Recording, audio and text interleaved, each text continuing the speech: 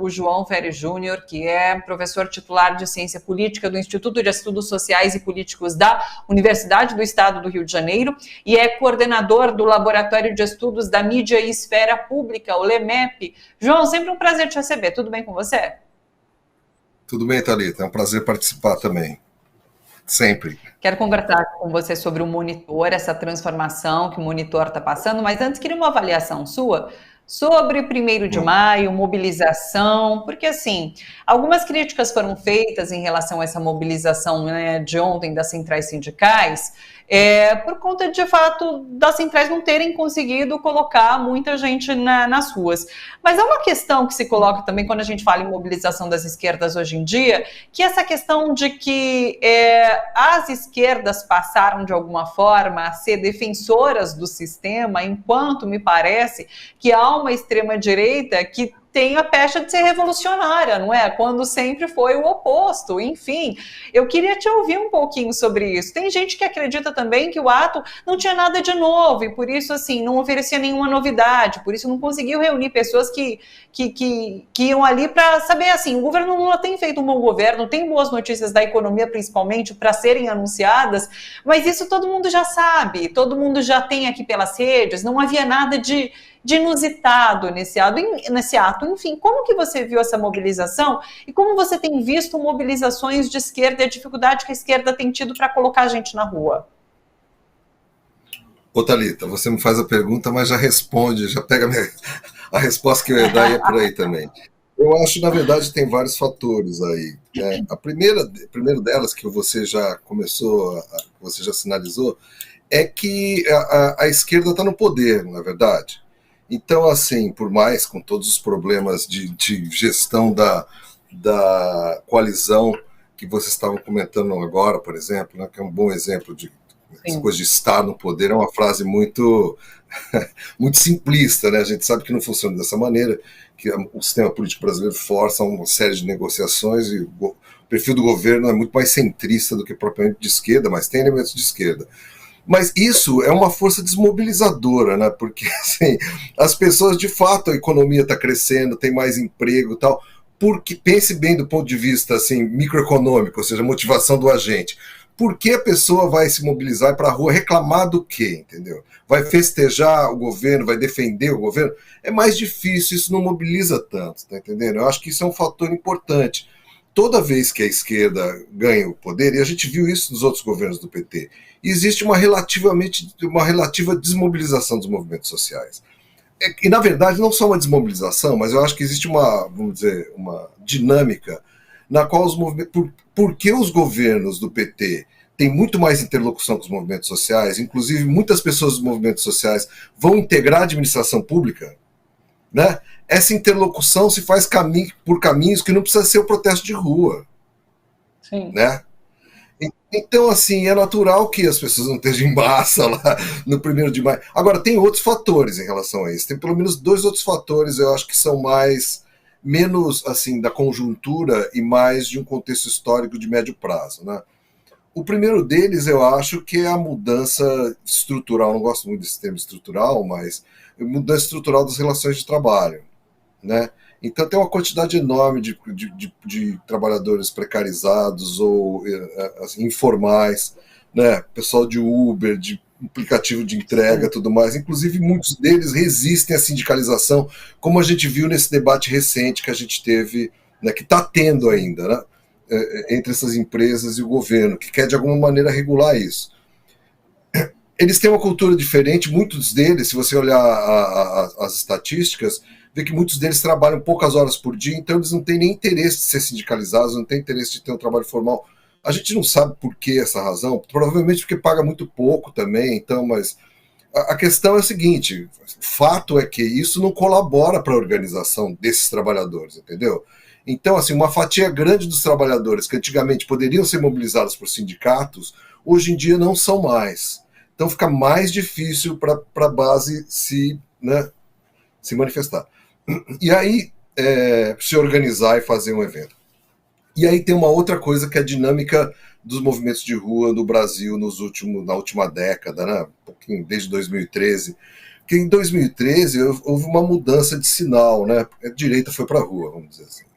Junho de 2013, apesar de muita gente, inclusive da esquerda, ter uma leitura romantizada do que ocorreu, né? Eu nunca tive, nem em 2013 tinha, eu vi o monstro, a cara do monstro quando ele saiu porque aquilo ali era um tipo de manifestação que já tinha uma agenda de direita, primeiro, classe média branca na rua, preocupada com a corrupção acima de tudo, entendeu? E colocando o PT como culpado. Aí a mídia se juntou, a grande imprensa se juntou, sacou essa oportunidade, começou a reforçar isso. Tanto é que deu uma queda de popularidade de 30 pontos percentuais da Dilma Rousseff em um mês. Que é um fenômeno de opinião pública assim, nunca visto antes na história do nosso país, para usar um bordão. Então, ali aconteceu algo, né? Então aconteceu algo. O que aconteceu assim? De fato, a direita foi para a rua, e aí essa direita se consolidou no movimento pró-impeachment, na verdade, e nos outros várias manifestações pró-impeachment. Não que a esquerda também não tenha se mobilizado para defender a Dilma, mas é claro que isso é outra coisa que eu não canso de falar para meus colegas que estudam movimentos sociais, e eu acho que serve também para as pessoas em geral que são preocupadas com a esquerda, com movimentos sociais em geral. Uma manifestação de rua, ela, assim, o valor disso é muito relativo, Thalita, porque, assim, se você faz uma manifestação e não sai em lugar nenhum, ninguém fica sabendo, uma manifestação é sempre uma quantidade mínima de gente que vai para a rua. Por exemplo, o Bolsonaro fez na Paulista depois 200 mil pessoas, super estimado isso, 120 mil pessoas na Paulista. Se você fizer o cálculo, né, a porcentagem dos habitantes de São Paulo, que é 120 pessoas, é 1%, 120 mil pessoas, né? Então, assim, é 1% da população de São Paulo, para não falar do estado de São Paulo, então é 0,25%. É ninguém do ponto de vista eleitoral, do ponto de vista mesmo das massas, né? Qual o significado disso? Depende muito. Se as mídias todas anunciarem aquilo como um grande feito, uma grande vitória da direita, é claro que isso tem ressonância. Aí isso mobiliza políticos, sensibiliza políticos, tem toda uma cascata de interpretação após o fato daquele fato, você está entendendo? Veja o exemplo das manifestações pró e contra o impeachment são bem assim, porque as manifestações contra o impeachment foram também massivas, só que não foram noticiadas dessa maneira, falaram assim, o pessoal do PT está, né, bancado pelos movimentos sociais, a CUT está pagando as pessoas para ir para a rua e tal, e elas não deram em nada, porque elas não mobilizaram a classe política, elas não mobilizaram a opinião pública, né, em parte porque a esquerda não tem meios de comunicação, assim, os meios de comunicação são muito adversos a ela, então ela tem dificuldade. Então, assim, vamos pensar, qual foi a última vez que a esquerda foi para a rua no Brasil e teve algum efeito? Você pode me dizer? Foi nas diretas já? Eu acho que, assim, faz muito tempo que a gente vive num certo passado glorioso, assim, mas que... E as diretas já, o impeachment do Collor. O impeachment do Collor foi uma coisa meio coxinha já, né? Assim, mas tudo bem, você pode falar. Mas esses dois eventos, né, eles ocorreram e só deram certo do ponto de vista de causarem um certo efeito de mudança institucional, mudança cultural, inclusive, porque eles foram apoiados por outros setores, como a grande imprensa. Né? Então, eu acho assim, a esquerda precisa ter um pouco de cuidado e ser um pouco mais, como se diz por aí, safa, um pouco mais sábia, né, na hora de planejar essa coisa de movimentos de rua, porque eu ouvi logo depois do evento do Bolsonaro, primeiro evento, não este de Copacabana, da Paulista, que as centrais sindicais estavam chamando o evento em resposta. Assim, que é uma grande bobagem, entendeu? Eu acho, assim, estrategicamente isso muito ruim, porque não tem que dar resposta a ninguém. Quem está no governo é o PT. O Bolsonaro está sofrendo um monte de processos, está meio que desesperado por causa disso, inclusive. Está se agarrando nessas coisas. Então, eu acho que, assim, precisa pensar direito, porque... E parar de ser seduzido por uma imagem romântica de movimentos de rua, de manifestação de rua, né? Que não fazem um efeito muito bom para a esquerda faz muito tempo no país, que não estão dando muito certo faz muito tempo. Perfeito. Do ponto de vista prático do impacto desses atos, de fato, ele serve muito mais à direita para registrar uma imagem, fazer essa imagem circular aí nas redes, do que de impacto direto, de ter alguma consequência em relação a esses atos. Então, é importante essa pontuação. Deixa eu aproveitar meu tempo com você, que não é muito, mas eu quero falar sobre o monitor, então, da extrema-direita, que agora se transforma em monitor do debate público. Conta pra gente o porquê dessa mudança e o que vocês vão ter em relação a resultados aí dessa mudança e do novo monitor. Eu, na verdade, estou revisando o primeiro relatório do novo monitor agora, nesse momento. Parei para falar com você. Traz resultados para a gente aí, ó. O que acontece? A gente monitorou grupos de extrema-direita, grupos de bolsonaristas, que a gente chama de convictos e moderados. Faz um ano que a gente está fazendo isso, produzindo relatórios semanais sobre esses grupos. São grupos do WhatsApp, eles participam do WhatsApp. E esses grupos, assim, a divisão entre eles é a seguinte: a gente recrutou pessoas, todas votaram no Bolsonaro no segundo turno, e os convictos eram pessoas que, além de ter votado no Bolsonaro no segundo turno, apoiavam 8 de janeiro. Os moderados criticavam 8 de janeiro. Né? Então, a gente, ao longo desse ano, a gente testou várias questões conjunturais, questões de orientação a valores, o que você pode imaginar de características culturais e políticas desse eleitorado, desse público, né? Talvez esses grupos focais. Só que a gente notou ultimamente que estava havendo uma conversão muito grande entre moderados e convictos, o que é um fenômeno que eu ainda não sei direito explicar, mas de fato constatamos isso nos grupos, né? Então, e uma conversão para um campo assim de apoio ao Bolsonaro mais irrestrito. É como se os moderados tivessem se radicalizado um pouco. Né? Eu achei que ia ser o contrário, que interessante. Mesmo, eu achei que seria o contrário, mesmo por conta daquele artigo que surgiu aí nos últimos dias, da gente precisar de um bolsonarismo moderado, né? E daí, assim, esse mais raiz estaria se moderando, já pensando no futuro político aí desse próprio movimento. Mas não. Então, isso não é o que a opinião pública que a gente estuda manifesta.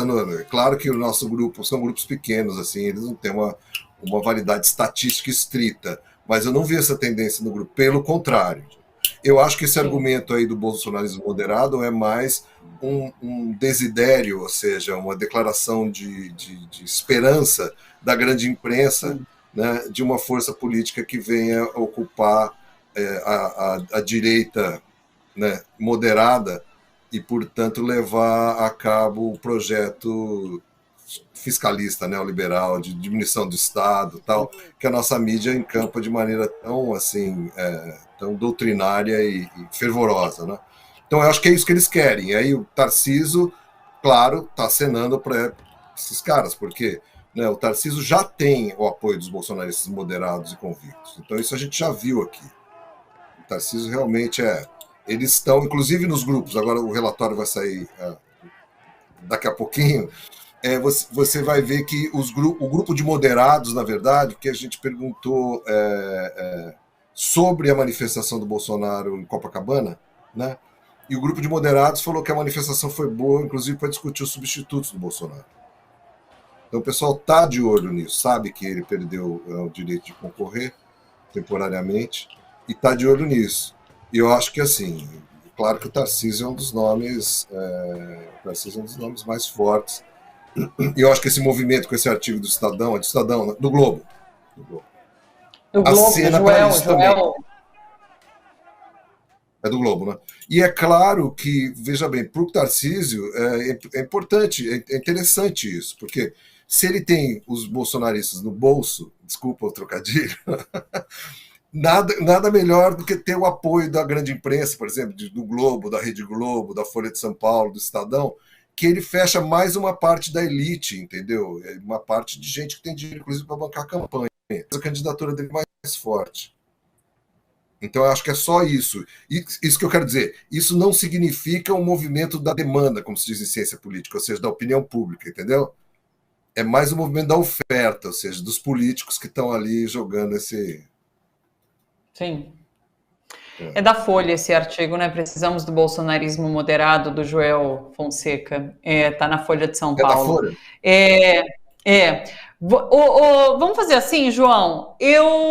Eu queria conversar mais com você, mas eu não tenho tempo. A gente tem só até as 4 horas, ainda preciso receber a Ivone também por aqui. Você falou que o resultado do monitor sai agora? É hoje ainda? Sai hoje ainda. Daqui a pouco. Eu vou acabar a revisão e vou Já fazer divulgação. publicar. Vamos já marcar então uma próxima conversa? A gente marca para a semana que vem, você Vamos. já volta para cá para a gente ser. falar sobre esses resultados e daí falar um pouco mais sobre o trabalho, então, tá bom? Mas sempre muito bom te ouvir. Muito obrigada pela sua disponibilidade aqui É um com a prazer gente participar. e até a próxima. Um beijo para você, João. Tchau, Thalita. Beijo.